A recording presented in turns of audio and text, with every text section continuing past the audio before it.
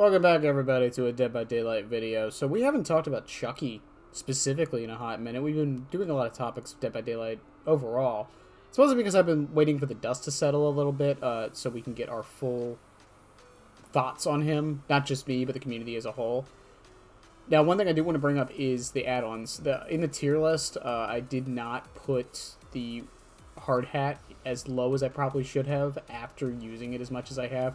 A lot of people were complaining about it the first week, and it was getting me a lot of free hits, so I thought it was better than it is. But we're going to go through why it's not as good as it probably should be.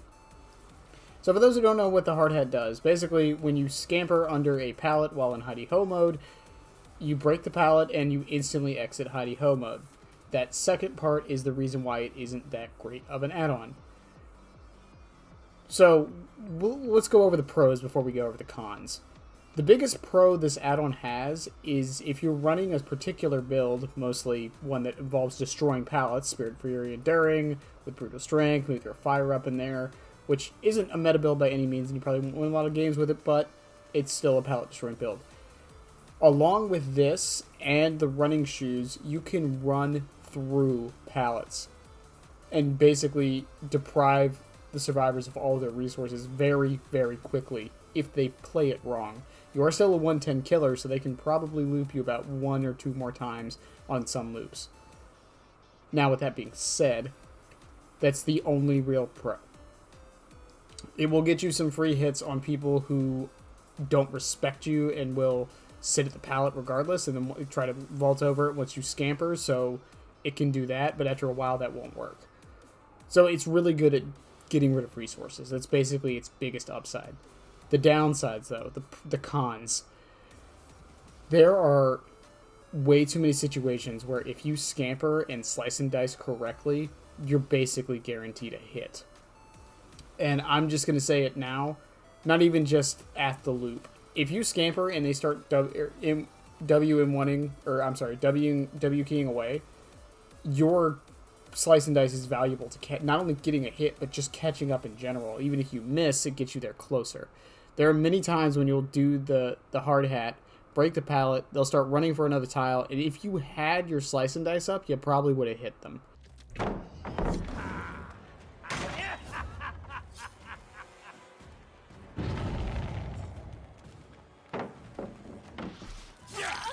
Also, and that's the thing with it. That's why hard hat isn't that great.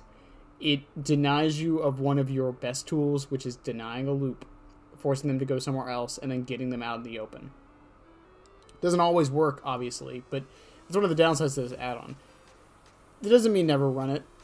I just think that it's one that is deceptively not good, even though it feels like it should be.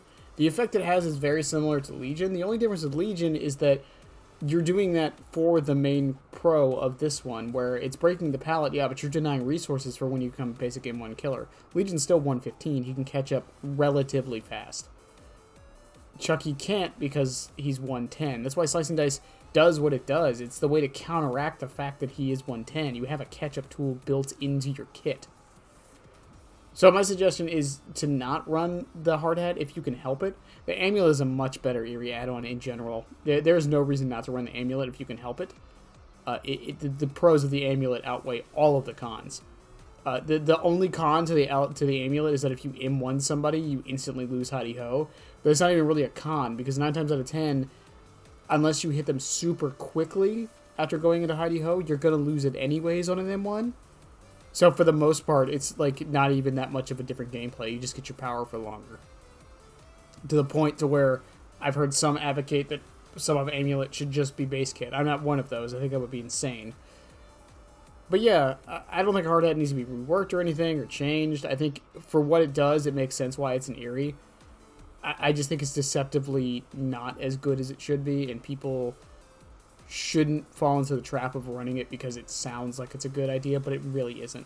Hens did a tier list on this as well, and he put hard hat in actively detrimental in his tier list, where I would put mirror shards, which I still will die on the hill that it's his worst add-on and actually hurts you because you still hear the footsteps while you're also seeing them, and seeing them isn't even really that important for you.